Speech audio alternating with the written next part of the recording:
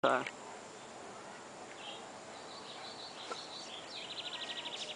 Isso é uma onda, velho.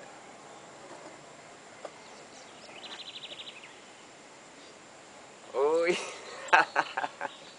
Rapaz, é problema, cara. Como é que você vai falar das coisas que não existem? Aí você tem que ver uma placa que tem lá. Você sai daqui de Águas Claras, pega um buzu quando consegue.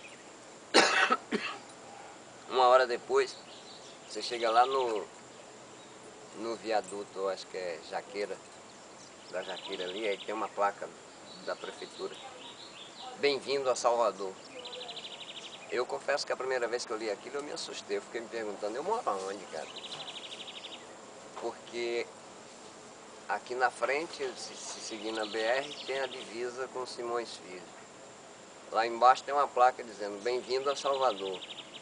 Então eu não moro em Simões Filho, não moro em Salvador. As pessoas às vezes brincam e dizem, a gente mora no interior. Mas se aqui fosse interior, a gente tinha prefeitura, a gente tinha segurança pública, a gente tinha posto de saúde, a gente tinha escola, a gente poderia ter uma série de coisas. Mas aí como a gente mora em anexo, né? Porque se eu moro vizinho de Simões Filho, eu moro vizinho a Salvador, eu estou perdido aqui no meio em algum anexo a essas duas cidades. Deve ser isso, porque aquela placa eu entendo como uma divisória, ela está ali dividindo. Para lá é Salvador, para cá é o anexo, que nós não temos nada. A gente, para sair daqui, para pegar 8 horas na cidade, a gente tem que sair daqui 5. De lá para cá é uma aventura. A expressão Pirajá, as pessoas não utilizam, que é o transporte público. Eles falam muito em metrô, mas eu acredito que talvez meus bisnetos venham andar de metrô até Cajazeiras. É terrível. A gente tem aqui uma má fama. Aqui do lado aqui, ó, tem uma curva de S que sai lá para Cajazeiras 2.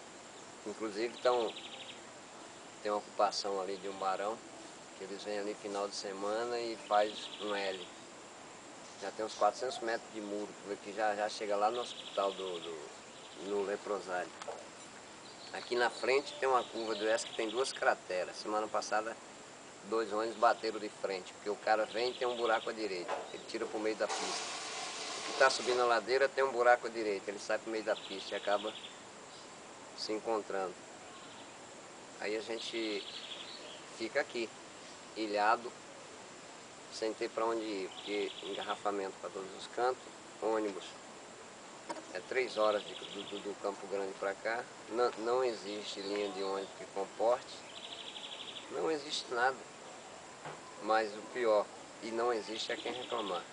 Na última eleição aqui, eu tive acesso como representante, como fiscal, eu tive acesso àquele documento que a urna expede, que vai para os partidos.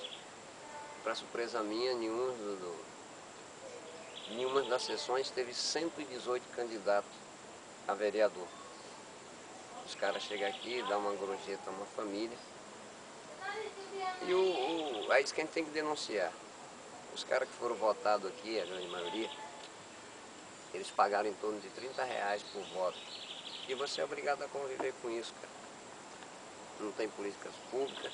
Hoje, nós temos aqui uma realidade terrível. Além de você não ter creche, você não tem matrícula para criança até os 10 anos. Para se matricular um filho aqui, nós temos que ir para a Liberdade, ir para os bairros próximos. E tem o ECA, que garante escola, tem leis. Você vai no Ministério Público, não resolve. Eles alegam que passa daqui a 30 dias que nós vamos ver o que encontra. Aí a maioria contrata algumas escolinhas que tem aqui por perto, que muitas nem CNPJ tem. Quando quando se precisa de um documento, eles pegam emprestado em outra. São várias escolas aqui, ou seja, depósito de crianças. Você joga as crianças lá por um turno, 5, 6 horas, eles ficam lá, depois você volta e pega. E reza para pegar eles bem. Porque qualquer probleminha que tem, eles te ligam. É terrível. Mas não pense que isso acontece só em Águas Claras, não. Eu converso muito, eu trabalho na construção civil. E a gente conversa muito com os colegas. As pessoas não acreditam no governo. Nem devem.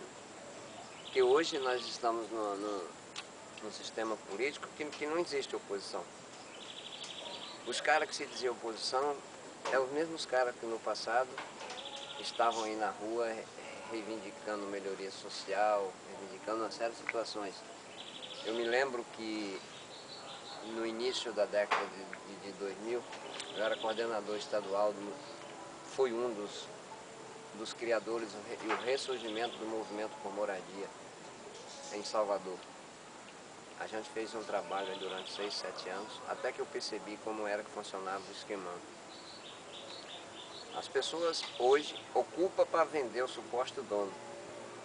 Só se pensa em fazer dinheiro. Eu passei uma semana em Brasília discutindo isso que está aí.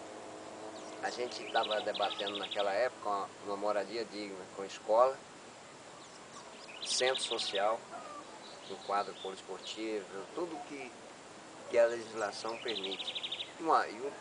Acabamos, né, finalmente, com a visita do presidente a uma residência de 29 metros quadrados, passou a 42. Só que hoje, quando você chega nos assentamentos, o cara recebe o apartamento só o osso. Não tem acabamento, não tem centro social, não tem linha de ônibus, não tem uma série de situações. Aí você chega para as pessoas e tenta dizer para ele que está errado. Ele responde: não, Joel, mas antes era porque era ruim, eu morava num barraco. Antes era ruim que eu pagava aluguel. É melhor assim. Ou seja, mudou-se a tática do rouba mais faz. Só que quando se dizia na Bahia rouba mais faz, essas pessoas que estão no governo estavam aprendendo como roubar e não fazer. Pra você ter uma ideia, em 28 de junho de 2002, nós ocupamos uma área na Estrada Velha com cerca de 3.200 famílias. Ali nasceu vários movimentos, inclusive, né, o MSTS, 5 meses depois, através de alguns gabinetes de pessoas que hoje estão no Senado, que não é segredo para ninguém. É só você ver quem eram aquelas pessoas que estavam à frente. São as pessoas que hoje estão andando de carro zero pela cidade, fazendo as mesmas coisas. Aí você chega lá naquele local da Estrada Velha, que segundo o município era uma área de preservação, ele foi loteado, virou casas, ótimas casas. A gente chega ali, por exemplo, na descida da Lapa, ali houve foi uma das últimas ocupações de Salvador que eu participei indiretamente. Aquela área que foi a Mendes de Junho, ali tinha um escritório de uma empresa que estava construindo o metrô, subindo ali para sair no Cine Químico. O Movimento Nacional de Luta por Moradia, teoricamente, ocupou aquela área ali. Só quando eu estive lá eu percebi que não tinha nada a ver, só tinha bandeira. Basta você passar lá hoje e ver quem é que mora ali. Aí você me diz: ah, mas o sem teto ocupa para vender. Em 2005 nós arrumamos uma forma de acabar com isso em Brasília. Que seria o quê? Você cria um cadastro único, cadastra essas pessoas. Uma vez que ele é contemplado, ele cai no cadastro como assentado. Então, se você encontra ele em ocupação, a justiça pode colocar ele para fora. Quem está no governo hoje não quer fazer isso, porque quem ocupa para vender continua ocupando. Quem compra não ocupa. E para quem está no governo, é interessante que se tenha os acampamentos de sem-teto. Como é que funciona isso? A gente ajunta 200 famílias, ocupa uma área, ou, como as pessoas gostam de dizer, invade. Eu nunca invadi, porque eu ocupo solos brasileiros. Então eu sou ocupante, eu não sou invasor. Eu tinha um trabalho miserável para ver a situação do imóvel, para ver toda essa situação, para não invadir. Eu sempre me preocupei, como deveria ser feito. Mas aí o que acontece? Você cadastra 150, 200 pessoas, dá entrada pedindo a desapropriação de uma área. O município, por sua vez, apresenta uma documentação junto ao Estado, que o Estado encaminha até Brasília, solicitando esse financiamento. Aí dá um efeito de bola de neve contrário. A verba é liberada para se construir tudo aquilo que está no projeto. Né? Minha Casa Minha Vida deveria ser casas ou apartamentos com acabamento, com centros sociais, que aí vem desde a quadra, poliesportiva, centros comunitários, etc. Só que quando chega aqui, o centro, os pontos de ônibus, a urbanização, as quadras, essa coisa desaparece. Só se constrói o apartamento e bota as famílias lá, porque sabe que eles não vão reclamar. Aí eu te pergunto, você acha que ele criar um cadastro único, isso acaba, porque esse dinheiro some na estrada, esse dinheiro cai nos caixa 2, esse dinheiro vem financiar a campanha dos candidatos que fazem parte do pacote. Todo mundo sabe disso, cara. Todo mundo tem conhecimento disso. Só que aquela história, às vezes as pessoas dizem, mas se houvesse uma atitude radical como o 11 de setembro, morreria muito inocente. Não, ninguém é inocente. Todos são coniventes com tudo isso. A questão é, até quando isso vai acontecer? Quem é o governo federal hoje? Quem é que está nesse grupo do governo? O que eu estou vendo aí? 39 ministérios para criar emprego. Eu criava mais um para ficar igual a Alibaba, porra. Só falta um ministério. Talvez não crie mais esse ministério, porque aí vai se lembrar das 1001 noites. Eu não estou dizendo que são Alibaba os 40 ladrões, mas não custa nada fazer mais um para criar emprego. Qual foi a última sacada agora? Trazer o ex-governo da Bahia e criar mais um ministério para ele. Aí você tem a FIF, Paulo Maluf. Pelo amor de Deus, se pegaram um pastor aí, botaram como laranja, boi de piranha, chamaram a atenção da mídia, enquanto isso empurraram o Genuíno na comissão de justiça. Faça-me o favor, cara. Mas os bandidos têm 16 anos, têm 15 anos.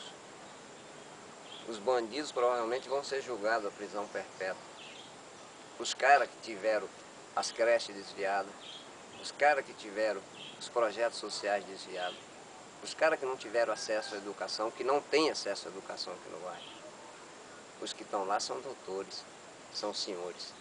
Quem está no governo compactuando tudo isso, não são criminosos. Eu fico triste, porque eu participei disso, cara. Eu ajudei a fazer isso. E provavelmente você que está me vendo agora. Acho que é melhor eu parar, porque eu já falei demais. Bom dia, se for possível.